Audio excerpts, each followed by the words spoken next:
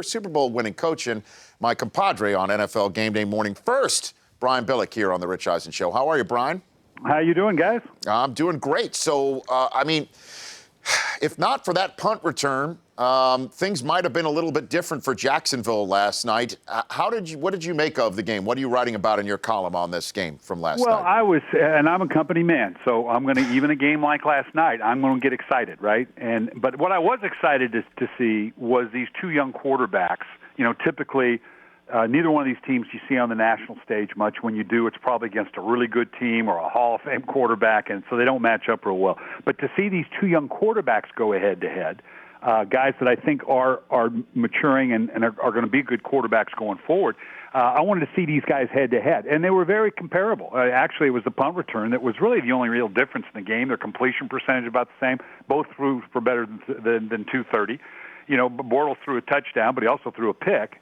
And Mariota had neither. But so I thought it was a good, equitable night for both of them. But it got me thinking about, you know, Bill Walsh told me years ago, he said, if a guy hasn't shown he can play, talking about a quarterback now, by that middle of the second year, 24th or 25th game, then he's probably not a player. And that's exactly where Bortles is right now. And so I thought it was interesting to kind of compare him to guys we know like a Matt Ryan and a Joe Flacco, see where a Teddy Bridgewater compared to a Derek Carr who were drafted in the same time.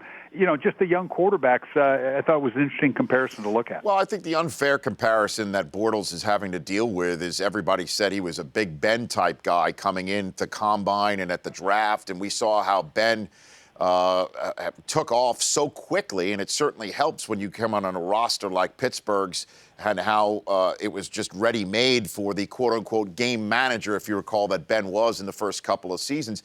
I think it's clear that Bortles can play this game, and it's also clear that he's got some weapons moving forward with Allen Robinson and Hearns. Yeldon, you know, I'd like to see a little bit more from him, and we already saw what Julius Thomas can do with an offense at the controls of Peyton Manning. There is no question a brighter future in Jacksonville than in the last couple of years, Coach. Oh, absolutely, and that's going to be the key going forward. Anytime you make that kind of comparison, I've compared Marcus Mariota a little bit to Aaron Rodgers. And now people go, oh, are you kidding me? Sure. Well, wait a minute. I'm just saying he has some similar attributes. I'm not ready to slam Marcus Mariota into the Hall of Fame. But I think that the comparison to Bortles to Ben, in terms of the way he can extend his play, I mean, he's a little more athletic than Ben. I don't know that this guy's as big as physical as Ben is, but the way he can extend some plays.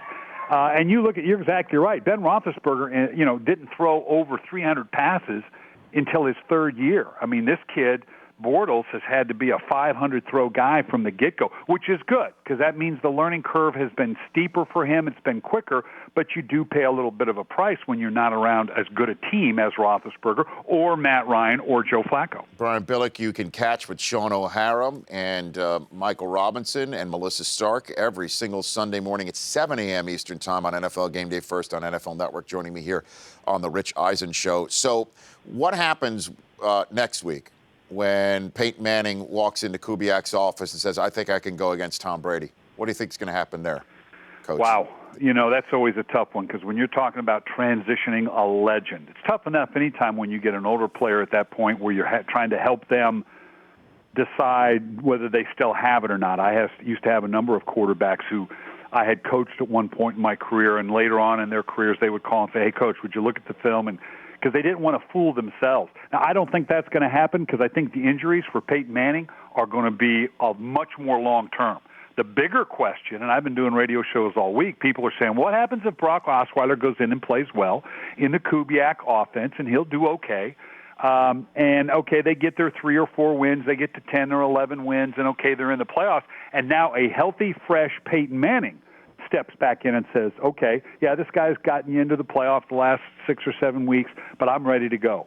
What do you do then? Well, to me, it's a slam dunk. Of course it is. I want to see Gary Kubiak say no to a future Hall of Fame quarterback that says he's now healthy and can go. No, we're going to go with the other guy. Of course, it's Peyton Manning's team until he's no longer on it. I mean, it's really that simple. But with Osweiler unable to be tendered, essentially, and his contract's up, I mean, this may be a blessing in disguise that they get a chance to get a look-see for him for next year. Oh, absolutely. If they can get enough games going down the way. And like I said, I'll be shocked if Peyton Manning would feel like he's physically that foot injury is serious, and I would be shocked if it were much before the end of the year. I can see a scenario where, Brock Osweiler, now if he goes in there and struggles and can't get anything done, and Peyton says, yeah, I feel good enough, and because you got to steal a couple wins to keep yourself separated from Kansas City, that could change the price of poker a little bit. But in a perfect world for them, you're right, let Osweiler play the rest of the way, find out about this guy,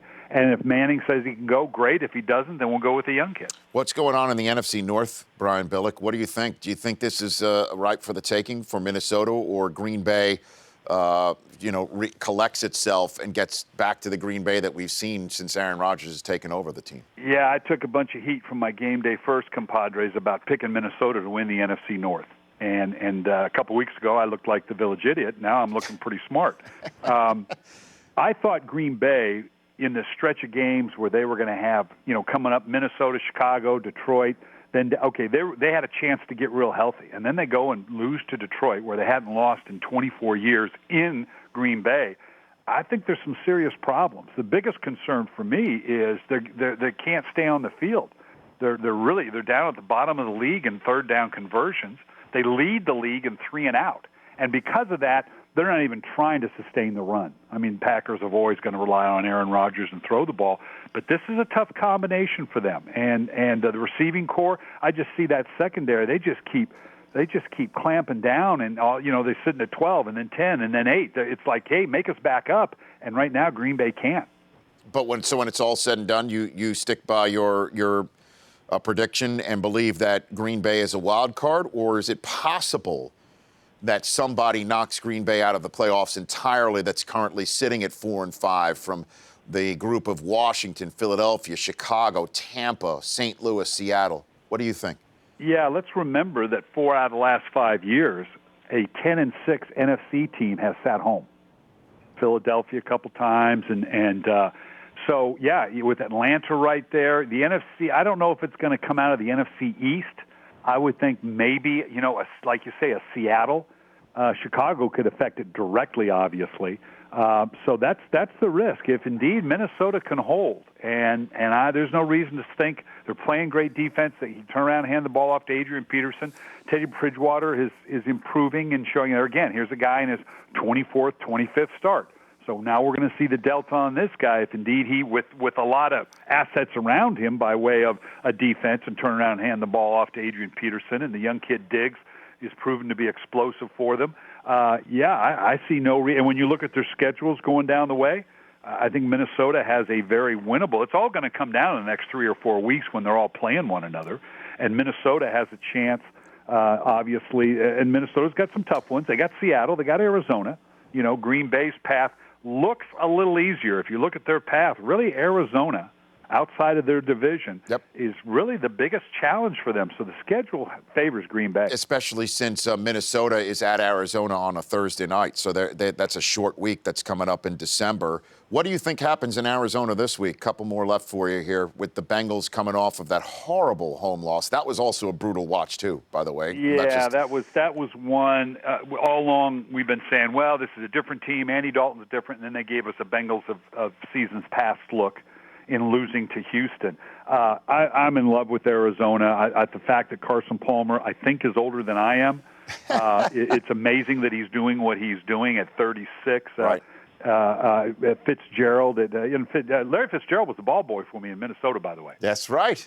Unbelievable. Yeah, when you were on Denny Green's staff. Classy kid. And, sure. Yeah, when you were on Denny Green's staff is what I said. That's right. Yeah, but Arizona, they got all the, they got the defense. Carson Palmer's playing at the top of his game. His explosive plays, which is always important to me, the way they're able to generate explosive plays for Arizona now. 1 in every 7 passes goes 20 yards or more. Mm-hmm. And they're third in the league in third down conversion. That defense is awesome. So Cincinnati's right there in all those categories. But on the road in Arizona against that defense, this is going to be a little bit of a litmus test for Andy Dalton, because Arizona looks like the real deal. Last minute I have for you, Coach Billick. The Billick family coaching tree has Rex Ryan on it. Is Rex obsessed with Bill Belichick? What do you think? Is he obsessed with him? Well, yeah, you tend to, when a guy keeps beating the snot out of you, you tend to get a little myopic about that guy. The challenge, and if for no other reason, that Bill Belichick sets the bar. He's the bell cow for everybody. This is the guy that you always have to compare yourself to. And the fact that he's been head-to-head so much, he has a team now. And this is, Buffalo has that look of that team. We'll get to the playoffs in that first week with the wild card. We'll label someone as that team you don't want to face. Yeah. I think Buffalo could be that team with the defense. They're running the ball. You talk about Tyrod Taylor with as few throws as he actually makes, which is just the way Rex runs it. He's explosive, 1 in every 9 pass. So they have the tools, and at what point, what straw breaks the camel's back for Tom Brady? First Lewis, then Edelman, shuffling that offensive line. This is going to be pretty good. Coach, thanks for calling. Look forward to having you on every single Friday. All right, man. You bet. That's Brian Billick, his column Under the Helmet, Fridays on NFL.com, breaks down Thursday Night Football. He'll be joining the show every single Friday. The Rich Eisen Show, weekdays at noon Eastern. On Audience.